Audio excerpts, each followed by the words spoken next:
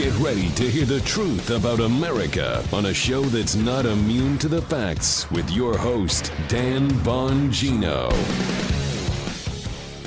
All right, so let's just get it out of the way now. This is not going to be an easy show today. Yesterday was one of the darkest days in modern American history. It happened on the air. Many of you have picked up kind of what's going on in this show here, so we're going to get to that in a second. Bear with me. There's a lot to talk about today. And please do not fall for the latest effort by this administration to switch the narrative. We have to stay focused on answers right now because we're interested in saving lives, despite the administration's efforts to save their poll numbers. Saving lives is what matters right now. It's all that matters. Big show today. All right, stand up to big tech. Get a VPN. Go to expressvpn.com/Bongino. Welcome to the Dan Bongino Show. A somber show today. We'll get to it. I've got a lot of video. Also, the burning question of the day. Did the military tell Joe Biden to abandon Bagram? And if they did, why haven't they resigned? The military leadership did it.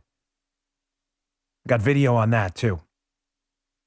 As I said, today's show brought to you by ExpressVPN. I've been talking about them for a while on my show. Why haven't you gotten a VPN yet? You have to secure your online activity. You don't want people watching what you do online. It's none of their business. People can sell that stuff and take it.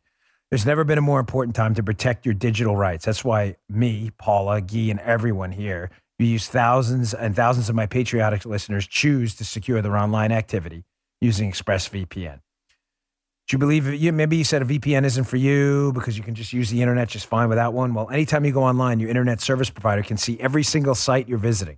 You confused about how it works? Well, ExpressVPN is an app for computers and smartphones that encrypts your network data and reroutes it through a secure server. It's super easy to use. That means you can use the internet more anonymously without having your activity tracked.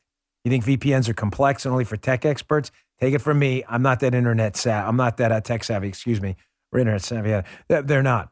With ExpressVPN, it's super easy to use. You launch the app and you tap one button and protect yourself. It's that simple. I use ExpressVPN to protect my online activity because they're rated #1 by CNET and Wired, and they stand for our values. Now's the time for you to take a stand. Take back your privacy at expressvpn.com/Bongino and get 3 extra months free on a 1-year package. Again, that's expressvpn.com/Bongino to get 3 extra months free. That's expressvpn.com/Bongino right now. Listen, there's not going to be a bell today, or, Joe's been telling us for a while it's Friday. Joe's not really, for obvious reasons, in any mood for Fridays today. No. So, Joe, in lieu of all that, if you just want to, I know you had something to say to the audience, so I'll just turn it over to you. I know our listeners are pretty smart, and they kind of got the idea of what's going on here. And without going any further into it, I want to say thank you very, very much for your wishes, prayers, and your emails. God bless you all, and thank you. Yeah, well, thank you and your family. You know what I mean? It's been an emotional day. Yesterday, everybody's going through a lot here, like many of you. And Dan and Paula have been really, really great about what's going on. So thank you, guys. So please, that's the least we could do. Yeah, your emails, I've passed many of them on to Joe. Some I didn't yesterday, but I've assured him for reasons I just didn't want to overwhelm him yesterday. So we all appreciate it in addition to Joe. First time we've done it open like that, but definitely needed today. We appreciate it. You're the best audience in the business. Hey, please check out the show tomorrow. Also, I've got a lot of perspective I want to bring to this and a lot of good guests. I think it's going to really mean a lot, and I hope we can start to shift the narrative back to saving lives because that's what matters.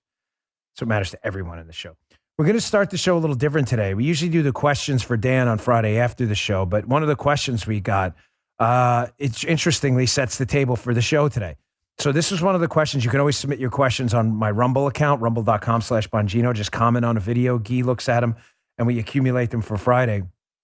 A listener asks, hey, Dan, I've heard conflicting stories about some deal President Trump made with the Afghanistan leadership and the Taliban, in which the U.S. agreed to be out by May 1st. Can you share some truth about this, please? That's Apollonia88. That is the perfect question to start the show because do not let the administration, the Biden administration, attempt to shift the narrative again. They are doing 3 things here media-wise, the Biden administration. I want you to be savvy to. We covered 2 of them yesterday, but I'm going to hit them again today. Please do not fall into this trap. I feel like my goal here today is to do anything we can to save lives on the ground in Afghanistan, but second, to make sure you and I get the truth, that we are seeing eye to eye on what the actual truth and facts are. We cannot let the media, in conjunction with the Biden administration, distract us right now. So I want you to be savvy to what they're doing. Narrative number one is they're going to try to blame Americans as they hastily evacuate Afghanistan. They're going to blame the Americans left behind. There is no doubt they are going to blame the Americans left behind. They are setting this narrative up right now. You doubt me? I've played for you numerous videos of the administration saying, hey, we told these Americans to get out. No one's listening. It's their fault. Sorry. Here it is again yesterday. Jen Psaki at the press podium answering a question from Wegman.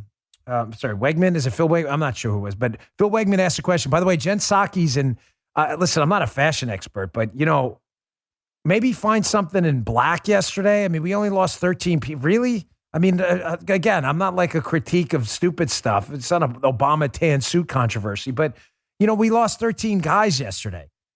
I mean, sheesh, whatever. So here's Jen Psaki yesterday, again, preparing to blame Americans for leaving them behind. Check this out.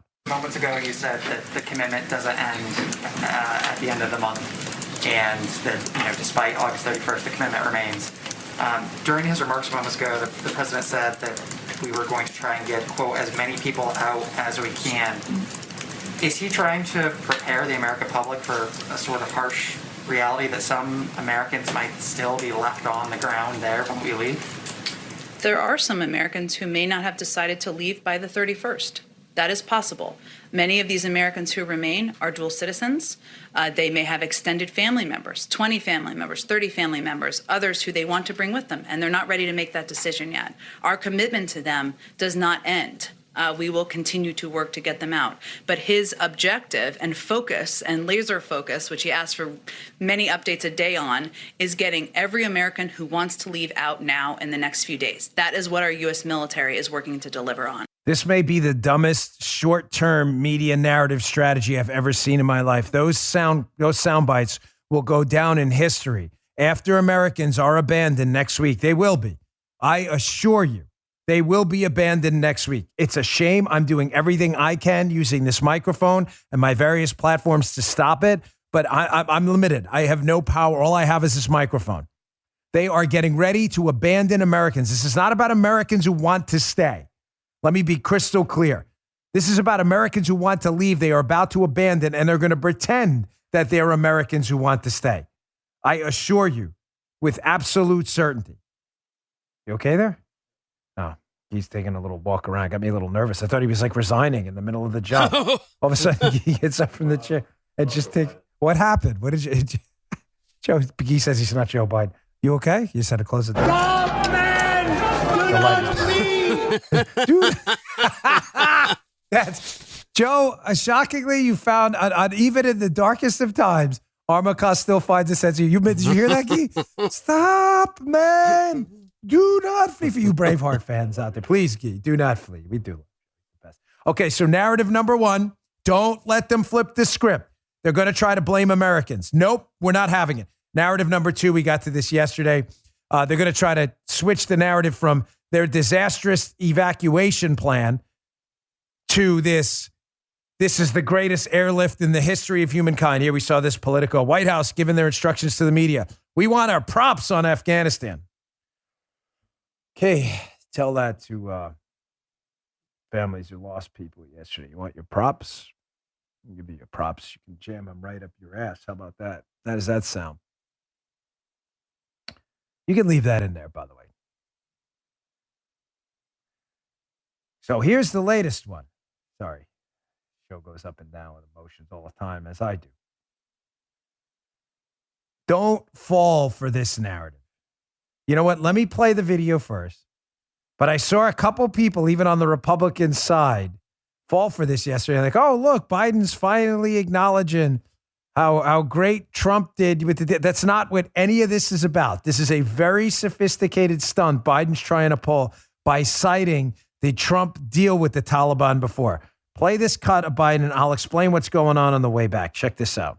The reason why, whether my friend will acknowledge it or has reported it, The reason why there were no attacks on Americans, as you said, from the date until I came into office, was because the commitment was made by President Trump. I will be out by May 1st. In the meantime, you agree not to attack any Americans. That was the deal. That's why no American was attacked. I saw a lot of people fall in this trap yesterday, even Republicans and pretty savvy conservatives. They were like, great, Biden's finally acknowledging how great Trump is for making this deal. That's not what this is about. That's not what this is about at all. What Biden's trying to do now, and if this doesn't make sense, Joe Geese, stop me as the audience official ombudsman. But what Biden's trying to do now is Biden's trying to say, listen, he knows the evacuation and the hasty evacuation of Afghanistan without a conditions-based approach on the ground was a disaster. He knows he made one of the biggest tactical blunders in U.S. history. Biden, his team knows that. Biden may not know anything. He's cognitively impaired, but Biden's team knows this. We just lost our guys yesterday. 90 plus Afghans were killed. They know they had a disaster, so they're looking to blame someone. So what they want to do now is they want to say, well, this wasn't a decision we made. This was a decision Trump made to make a deal with the Taliban to get out by May 1st, and we were bound to live by it. And look, the reason we were bound to live by it and wanted to live by this deal is because the deal was so good. Look, no one was even killed on the ground. It was such a good deal, we have to abide by it. Digest that. Does everybody get that? Joe, Guy? Yeah. Makes sense?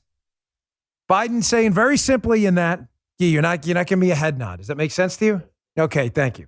Biden saying the deal was so good that Trump made that I had to abide by it. Nobody was killed. Trump. So you may say, oh, well, he's celebrating President Trump. No, that's not what he's doing, because that wasn't President Trump's deal. He's trying to blame Trump, not celebrate Trump. He's trying to blame Trump for making a bad deal. Look, you made this deal. You didn't make it conditions based on the ground, and I had to abide by it, and we had to get out. That's not at all what happened. If you go to this BBC article, you got the political one. You go to this BBC article, you'll see right after President Trump and his administration cut this deal with the Taliban to be out of Afghanistan by May 1st. It was just days after the deal signed February 29, 2020, February 29th, in a leap year, which is, weird in and of itself, right? Signed a deal February 29th. Look at the date on this article, the BBC. March 4th, 2020. Just a few days after President Trump signs the deal.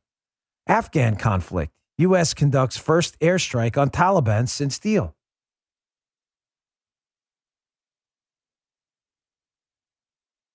You picking up what I'm putting down?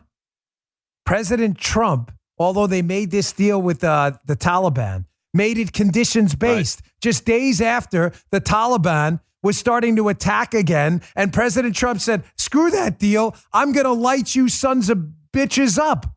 You could leave that in too. Sorry, folks, about the line, but it's important. So don't tell me there were no attacks on people and you were bound by the deal. President Trump didn't even bind himself by the deal. Trump said, we'll do a deal if you guys can not kill people. Taliban losers. They said, no, we're Taliban. We have to kill people. And President Trump said, okay, we're going to kill you too. Biden's trying to say the opposite. Oh, President Trump signed the deal. It was so great. Nothing happened afterwards. I had to abide by it. Look, from the BBC piece. U.S. military, this is under Trump, again, has conducted an airstrike against Taliban fighters in Afghanistan just hours after Trump said he had a very good talk with the leader of the group. The U.S. signed a deal with the Taliban on Saturday aimed at bringing peace to Afghanistan after years of war. But a U.S. Forces spokesperson said it launched an airstrike on Wednesday in response to Taliban fighters attacking Afghan forces in Helmand province. The Taliban called for de-escalation. So you had Trump cuts a deal to withdraw from Afghanistan, which I agree with. So do a lot of Republicans and Democrats. Realizes the deal was broken, immediately attacks the Taliban backs down. Then you have Biden, again, wants to withdraw from Afghanistan, tries to cite the Trump deal, pulls out no matter what, no conditions-based withdrawal, no, just withdraw, we don't care what happens, leads to this disaster, and then he tries to blame Trump. Keep in mind, Biden didn't even abide by the deal. Trump's deadline was May 1st to get out. Last time I checked, it's August. Biden already had moved the date to September. You see what he's trying to do? He's not trying to give Trump credit. He's trying to blame Trump. I know this is a little bit of a kind of a second order argument here, but it's important. Do not let them flip the script. He's not trying to credit Donald Trump. He's trying to blame him, saying Trump was going to get out no matter what, and that's why the Taliban didn't attack us. BS. Jay, they did attack us, and Trump fought back like Biden didn't. After Trump signed his own deal, and then they didn't follow it. Don't fall for this nonsense. This is an important point. I hope I explained this well. All right, moving on. I'm confused here as well. Because Biden, who constantly is trying to flip the script, blaming Americans, celebrating the evacuation, said he had to honor the deal with Trump, even though he didn't honor the deal with Trump, and Trump didn't honor his own deal because it was conditions-based, and the Taliban didn't meet the conditions. Biden's trying to play it both ways. He's trying to say, hey, we always knew this was going to happen in Afghanistan. But then he says, but we were caught off guard, so we had to expedite the evacuation. Both of those things can't be true, folks. Either you always knew this was going to happen in Afghanistan, the fall of Afghanistan, or the narrative you're playing now, oh, but we were caught off guard, so we have to expedite the evacuation and evacuate Americans and leave them behind and leave Bagram. Both of those things can't be true. On the first front, because both of these arguments can't possibly exist at the same time. Biden's first argument, hey, we always knew this was going to happen. Did you really? Again, going to yesterday's piece I cited in the Wall Street Journal. It's not from it's from a few weeks ago. U.S. troops to evacuate personnel from Afghanistan embassy, leaving only core staff. You'll see down later in the piece, the Obama administration did not anticipate that this was going to happen. They're just lying. They anticipated, quote, that it would maintain an enduring diplomatic presence to assist the Afghan government to counter the Taliban. This article is from only a few weeks ago. The Biden administration is lying. We anticipated this entire thing was going to happen. You didn't anticipate it. And then their other argument, but we were caught off guard. So now we have to expedite the evacuation. We're going to have to leave Americans behind and abandon Bagram because we were caught off guard. Folks, none of that's true either. No, that's not true. You can't have both of these arguments at the same time. I'm going to show you how military leadership here, intel people warned them, and military leadership in Biden were stubborn. They were warned things were going to happen, and people at the top clearly made bad calls. Resignations have to happen now. I'm going to get to that in a second. Hey, folks, it's getting crazy out there, and more of you are choosing to exercise your Second Amendment right to keep and bear arms with an American-made We the People holster. This is mine right here from my Glock 43. It's my actual holster. It's precision molded, as you can see, to my actual Glock 43, which is wonderful, perfect fit. These guys are more than just holsters. They're becoming a destination for you patriotic Americans out there. Go to wethepeopleholsters.com/Dan. Check out their complete line of amazing patriotic shirts, their 100% American-made tactical gun belt with their proprietary Talon buckle. And they even have their own line of bacon jerky that's been flying off the shelves because it's amazing. Most importantly, We the People holsters are custom molded to fit your exact firearm for a quick, smooth draw.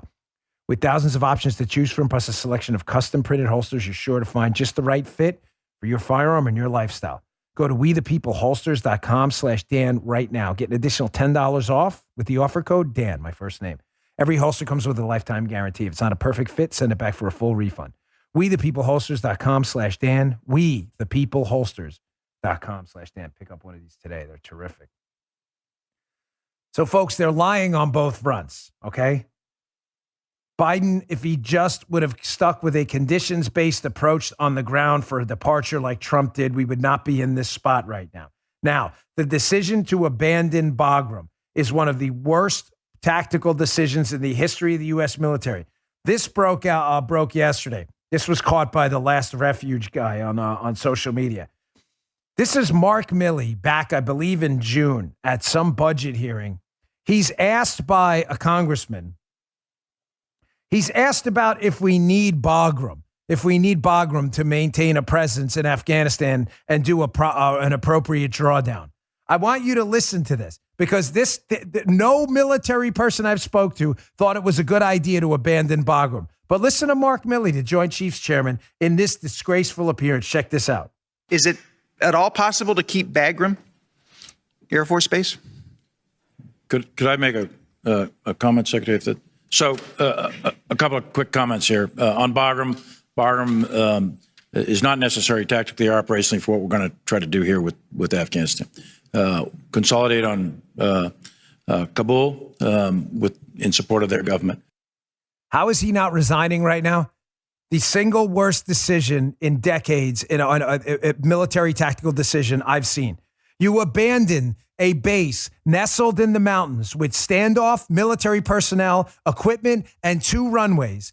Perfect for an evacuation of Afghanistan and the slow withdrawal that's safe. Perfect. A fortified facility in lieu of an airport in Kabul, 4 million people surrounding you, high ground everywhere, and a total lack of control. And then what happened yesterday? How is Mark Milley still in his job? How is this man not resigned? There's only 2 ways here. Again, only 2 possible solutions. Either they knew this was going to happen and abandoned Bagram anyway, and in that case, it's dereliction of duty, which has led to the bloodshed we saw yesterday. Or they were caught off guard and didn't anticipate it. I don't believe Milley is that stupid. I believe Milley is saying what Joe Biden told him to say. I don't believe any serious military person at the high levels of our command, of our structure, command structure, told Joe Biden to abandon Bagram. I have not found one military person yet who thinks that was a tactically sound idea. That's nonsense. I think Joe Biden from the start made a bad decision to get out, told his military leadership, you tell everybody we don't need Bagram. That is exactly what I believe happened because Joe Biden is a moron. That's why. And now he's going to try to pawn this off on the military because some of these guys at the top of the military, sadly, did not have the guts to tell Joe Biden this was a bad decision. They knew it. There's no way they're stupid. No way. How do we know this? Because here's Joe Biden yesterday, again, trying to blame the military and saying, oh, yeah, they told me to abandon Bagram. It was a good idea. Nonsense. I don't believe that. He told them we're going to abandon Bagram, and some of them, sadly, just nodded their heads. Check this out. Did you personally reject a recommendation to hold or to recapture Bagram Air Force Base? Here's what I've done answer the last question first. On the tactical questions of how to conduct an evacuation or a war, I gather up all the major military personnel that are in Afghanistan, the commanders, as well as the Pentagon. And I ask for their best military judgment. What would be the most efficient way to accomplish the mission? They concluded, the military, that Bagram was not much value added, that it was much wiser to focus on Kabul. Nope. I don't buy that at all. I don't buy that. Biden clearly told people he wanted out in a poorly thought out decision because Biden's the commander in chief and he's just dumb. He's just not a smart man. He's been on the wrong side of every foreign policy issue since his time in politics. His judgment is terrible. His instincts are terrible. And again, he is not a smart person. Biden told them, you will get out of Afghanistan even if we have to abandon Bagram. Then, instead of military leaders resigning and saying, folks, they know our military people aren't stupid, okay? They may have exercised incredibly poor judgment, but they're not like, but Biden's a genuine dunce. So you may say, Dan, if the commander-in-chief told him we got to get out and told Milley and everyone, you go up in front of Congress and tell them we're going to abandon Bagram and it's a good idea, what could they have done? Fair question. They could have threatened to resign.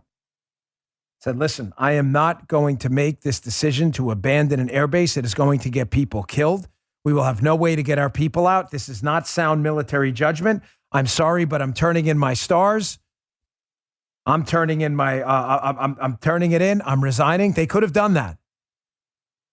You may say, oh, Dan, there's no history of that. Really? You want to go through it? Here's 1, 2, 3, 4, 5, 6, 7 headlines from people who thought Trump had made a bad decision and who threatened to resign. You don't see any of that now. Really weird, right? Here's Politico. Top DOJ official drafted resignation email amid Trump election pressure. Here's Bloomberg. Trump averts mass resignation crisis as riot tests staff loyalty. Seems like resignation is only a thing in the Trump administration when they can embarrass him. Not when you got to kiss Biden's butt. Here's Reuters. Exclusive. Top FDA official says he would resign if agency rubber stamps an unproven COVID-19 vaccine. Wow. Resignation's a really effective tool when it's Donald Trump. Amazing how he could have saved lives overseas in Afghanistan by threats to resign, and nobody did that. Odd, right? May say there's more. Oh, there's more. Business Insider. Attorney General Bill Barr threatened to quit last year over Trump's attempt to fire FBI Director Chris Wray. There's more. Oh, there's more. There's more. You still haven't seen a Biden one, have you? Could have saved lives, our military people, by telling Biden no or threatening to resign. Nobody did that. Here's another one. The New Yorker. Kirstjen Nielsen's inevitable resignation from the Department of Homeland Security.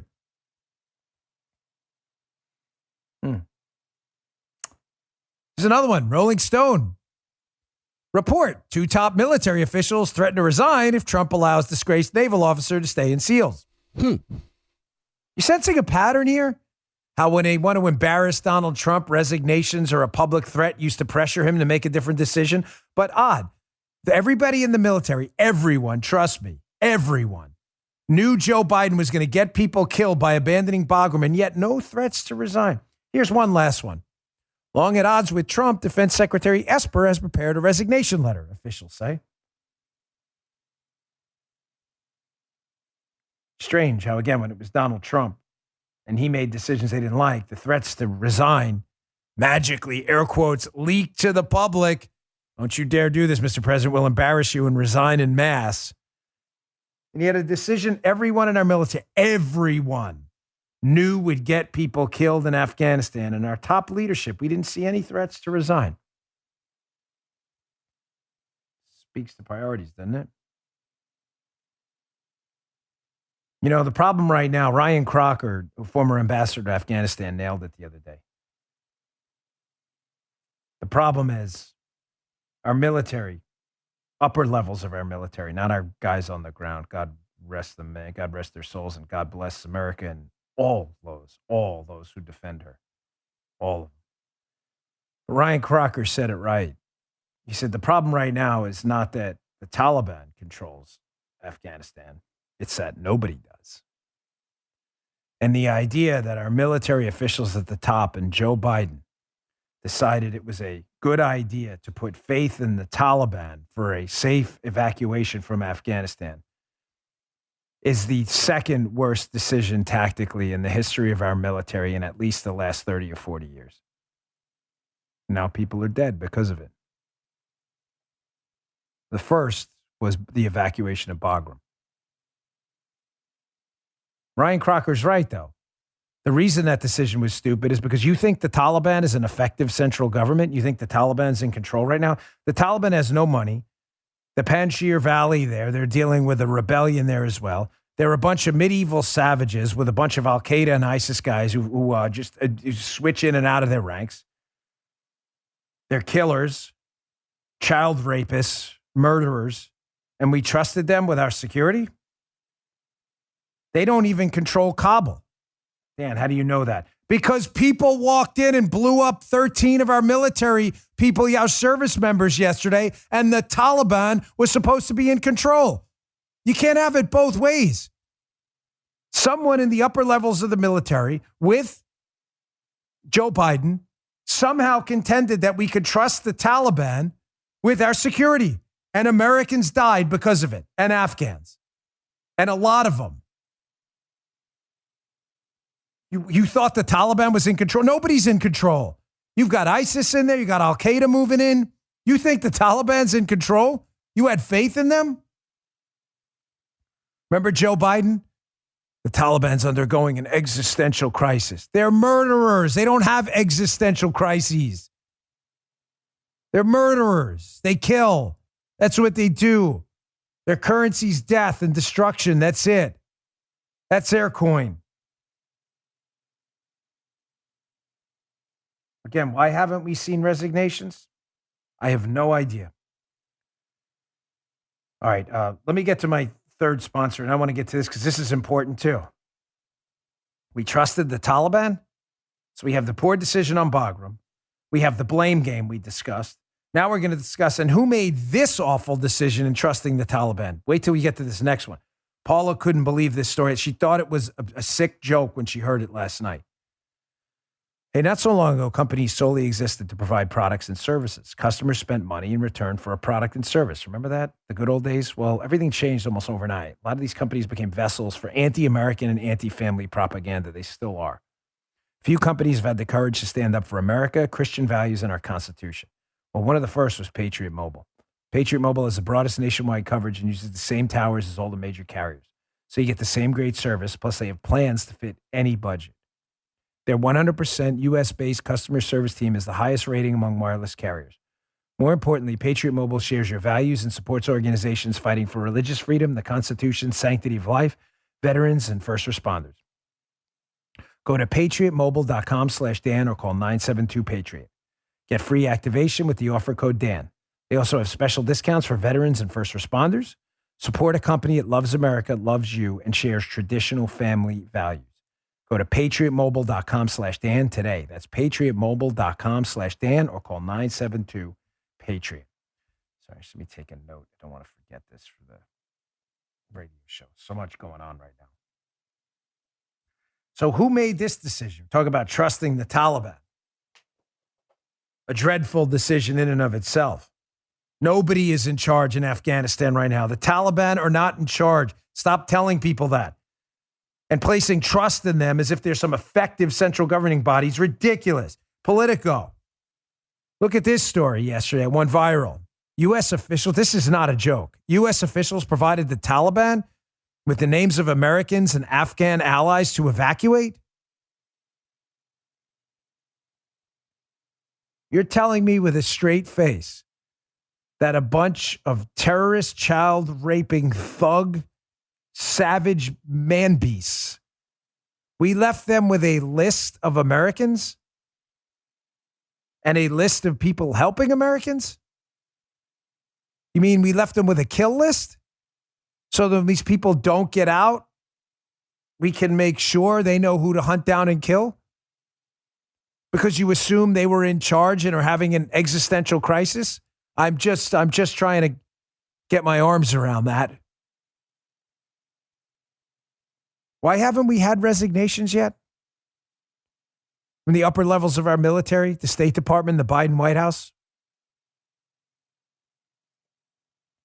Gets even worse.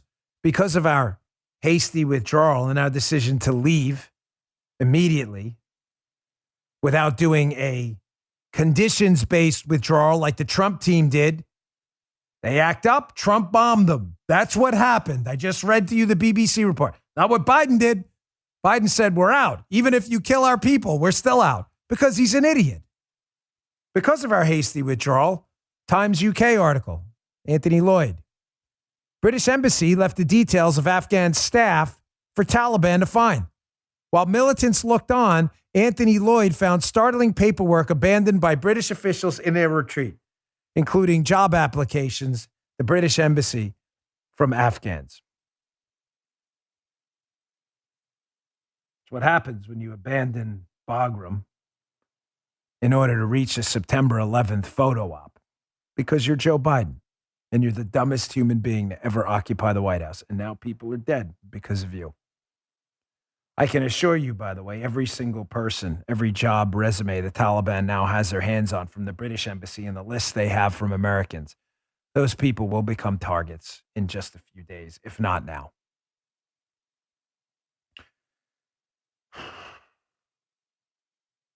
Hard to believe we elected a guy this incompetent to be president of the United States.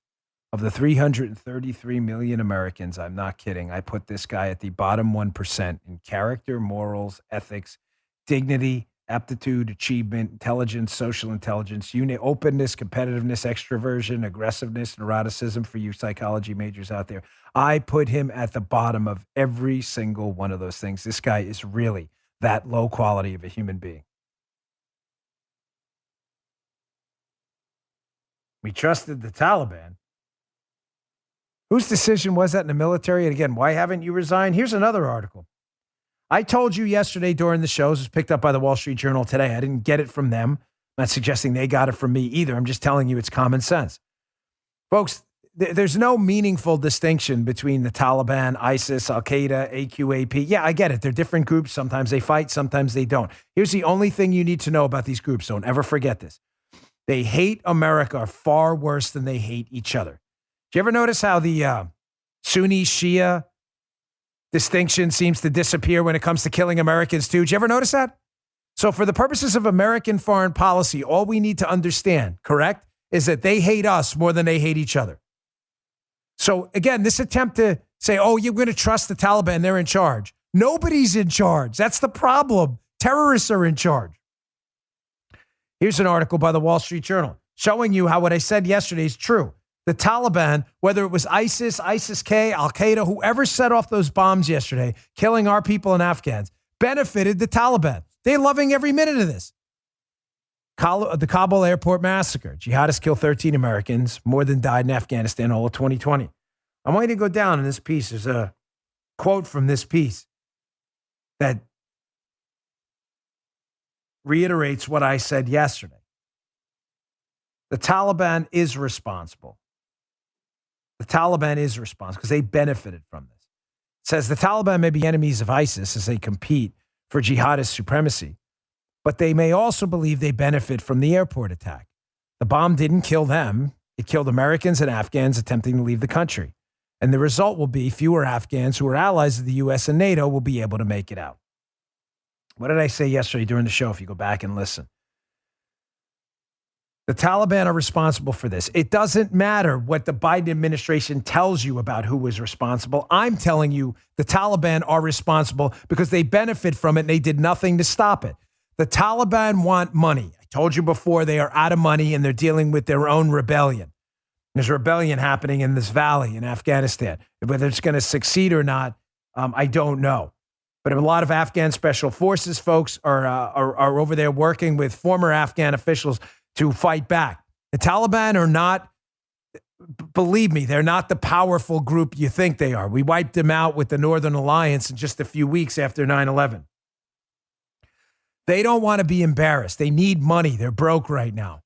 The U.S. has held up billions of dollars of Afghan money. There's IMF money they don't have. This country will fall apart immediately, and the Taliban knows it.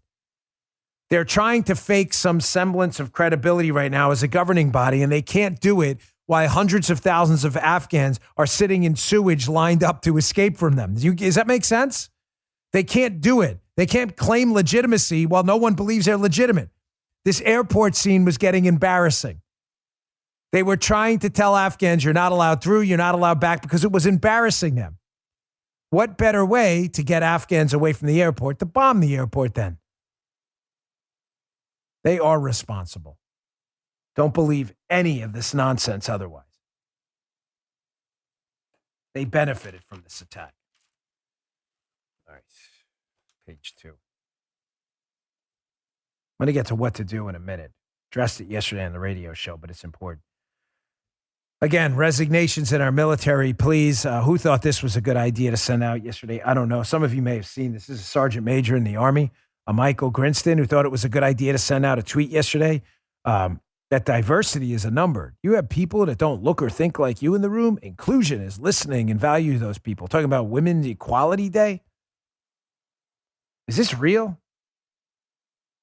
You know, I've explained on the show often the concept of opportunity cost. How there's a cost to opportunities you forego. If you are one of the greatest internet coders on planet Earth and you're offered a job for $1 million and you don't take it, because you want to stick to your job, whatever, selling pretzels on the corner. Maybe you like it. Who knows? But there was an opportunity cost. If the pretzel job makes you $10 a day and the other job made you $100,000 a day, that opportunity cost to you was significant.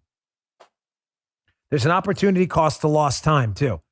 All the time you spend focusing on virtue signaling, politically correct diversity initiatives when you're a warfighter and not spent on teaching your troops how to kill and bring violence to the enemy effectively to win wars is lost time. I'm going to make a suggestion here. It was brought up on my show yesterday by, I believe it was Kurt Schlichter, my radio show where he was a guest. It's time for a complete restructuring of our military. We did it after Vietnam. We looked at some of our failures. We restructured our military for the battles of the future. It's time for that now. It's way past time for that now. Now, what to do about Afghanistan going forward? I want to get to another story because it's important. A post-millennial story about January 6th. Around the airport, we need to expand the cordon, the security perimeter, immediately. We can do it. We have the personnel to do it. We have to expand the cordon out. We have to open up arteries to the airport immediately, roadways, motorcade routes, so we have a clear path to the airport on the ground if we need it, on the airport and away from the airport if we need it. We can secure them. We've got the personnel. It's also time to counterstrike now and punish these people. As I said, the Taliban benefited from this attack. They are responsible. I don't want to hear any stories about ISIS-K or anything else. It's all the same. The Taliban, they are celebrating at what happened yesterday. They will shoot at us on the way out. Well, what's the best way to stop from them hitting us? Well, ladies and gentlemen, the best defense sometimes is a good offense, right? They tell you that in boxing. When you're punching the other guy, he's not thinking about punching you. Right now, they're sitting back in their chairs, lounging, thinking about the next attack on Americans. They won't be doing that when we're killing them in their chairs. It's time for a counterstrike now. Biden doesn't want bloodshed, right? Biden got it yesterday, and it was ours. It's time for them to shed some blood. The best defense is a good offense. It's time to counterstrike now. It doesn't mean a perpetual war. You know I'm in favor of withdrawal. I agree with Trump and Biden that it was time to end this operation. We did our best there. We did our best. It's time to counterstrike now. Get them thinking. We have the capability on the ground for some serious destruction to get them thinking about how they're going to survive, not to make us try to survive. It's the only language they speak is blood and violence. We also need to establish landing zones, secure landing zones around the city. We can land our helos. We can get our people out. There are still thousands of Americans and people we need to get out, stuck behind Taliban lines. If we had LZs that were secure landing zones, we could helo people out. They're not difficult to secure. Our Air Force and our personnel, we know exactly what to do, securing landing zones. We need to take over these checkpoints from the Taliban. Why we trusted the Taliban is absolutely insane. It's one of the most embarrassing, poorly thought out military decisions in human history right after the shocking decision to abandon Bagram. We need to seize the high ground around the airport, start clearing buildings. Everybody out. I'm sorry. This is no time for a nice time. You can come back when we're done. As of now, everybody out. The Afghan civilians, everyone, you got to get out. Seize the high ground, own the buildings, control the entrances, control the high ground. You see anything moving that shouldn't be moving, that looks like an enemy, you take it out from the high ground. We should retake Bagram immediately. We have the capability to do it. Until all of our people are out, let's get all of our people exfiltrated over to Bagram first, where we can secure it, and then get them out from there. And finally, we need to seize all of their assets. Do not let the Taliban, while they're in charge, cash one check. Starve them out. It's the only way. That's what to do. It's easy to say and talk about stuff, but there is a plan. We should implement it. All right, let me get to my last sponsor. And I got a story and then another question for Dan at the end. I know we did that a little different today, but one of those questions was so spot on. You know, Biden keeps citing the Trump deal to withdraw. Why is he doing that? Because he's trying to blame Trump. Again, I can't say that enough. He's not trying to, Trump made such a great deal. Look, we had to abide by it. Somebody's doing it all. There's none of that. It's a very sophisticated political trick he's playing. Don't fall for it. All right, our last sponsor today, our friends at LifeLock. With more of our lives being connected over the internet, a lot of your personal data already exists online. Be vigilant in how you share information and help manage your digital identity. Avoid phishing scams, changing your password, and using two-factor authentication. There's just some ways to help you protect yourself. I had my identity stolen. It was a disaster, total nightmare. It's important to understand our cybercrime and identity theft are affecting our lives. Every day we put our information at risk on the internet. In an instant, a cyber criminal could steal what's yours. Sometimes they harm your finances, your credit, your reputation. It took me about a year to clean up the mess when it happened. I had LifeLock before they were a sponsor. Good thing there is LifeLock. LifeLock helps detect a wide range of identity threats like your social security number for sale on the dark web. If they detect your information's been potentially compromised, they'll send you an alert.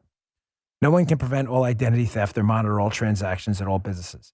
But you can help protect what's yours with LifeLock Identity Theft Protection. Join now and save up to 25% off your first year at LifeLock.com/Bongino. That's LifeLock.com/Bongino for 25% off. Thanks, LifeLock. I appreciate it. That was a mess.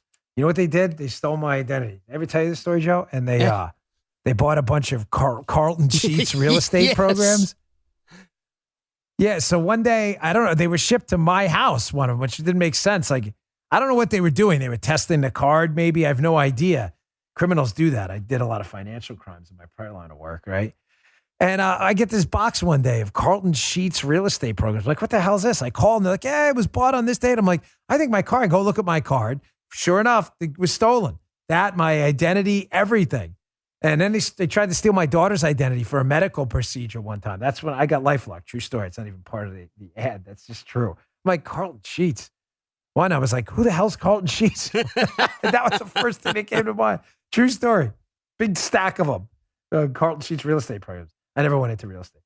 All right. I warned you about just shifting gears a bit on Afghanistan. Again, I'll be covering a lot of this on my show. Saturday night, 10 p.m. on Fox Unfiltered. We'll be live. I've got a great list of guests. Jocko Willink will be there.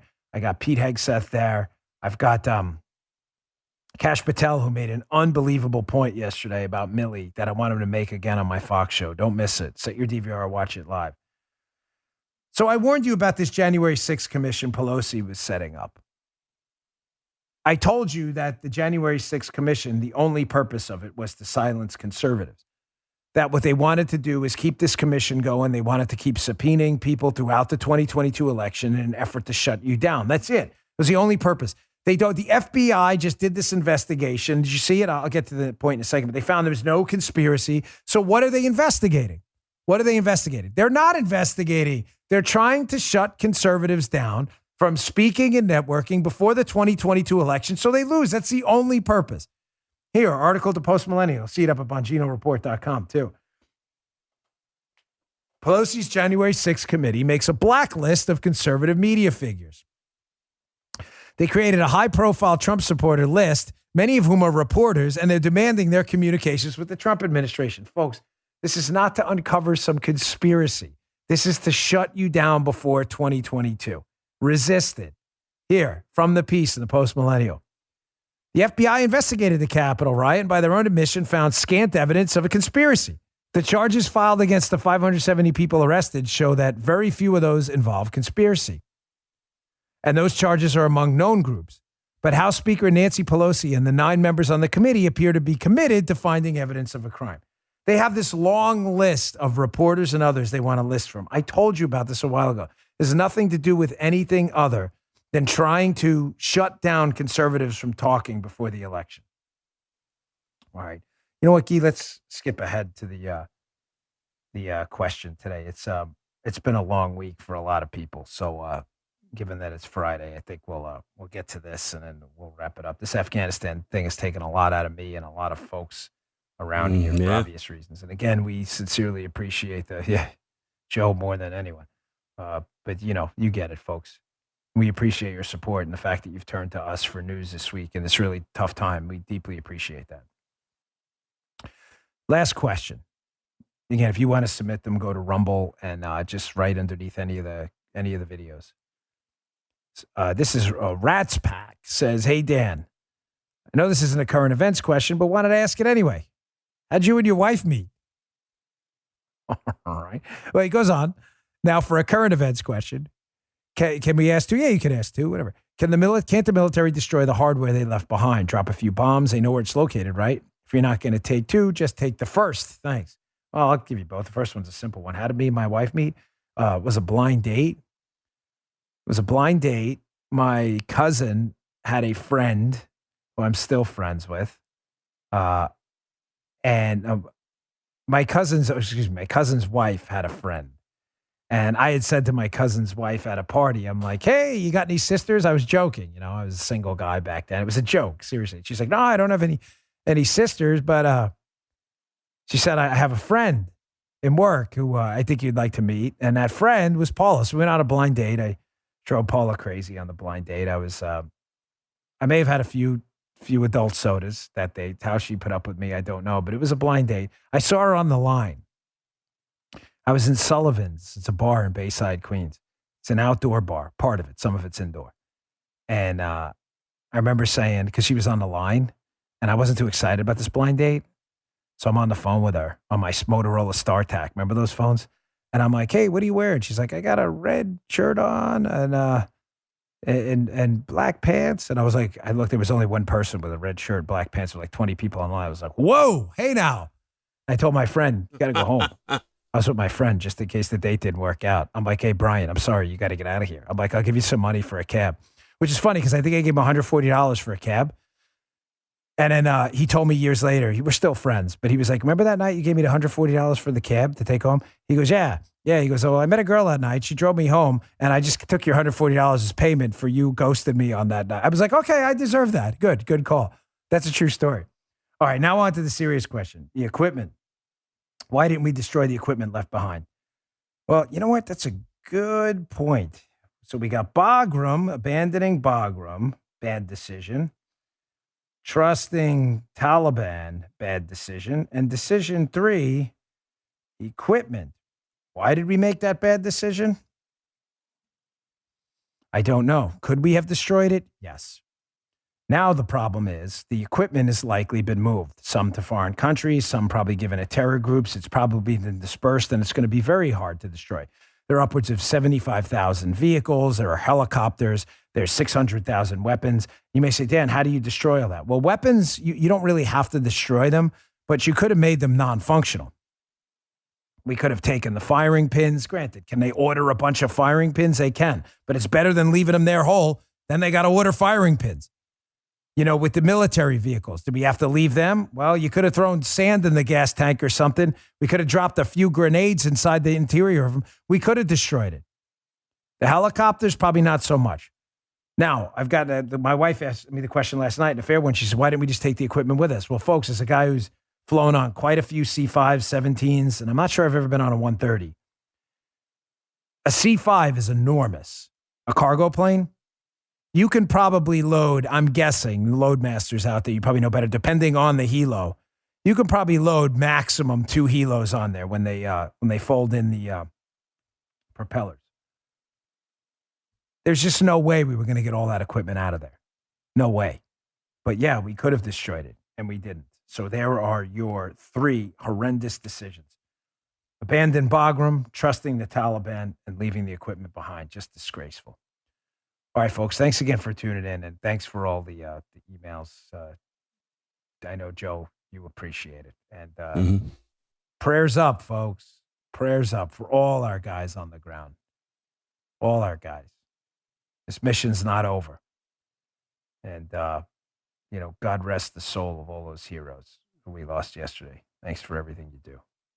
We'll see you all on Monday. You just heard The Dan Bongino Show.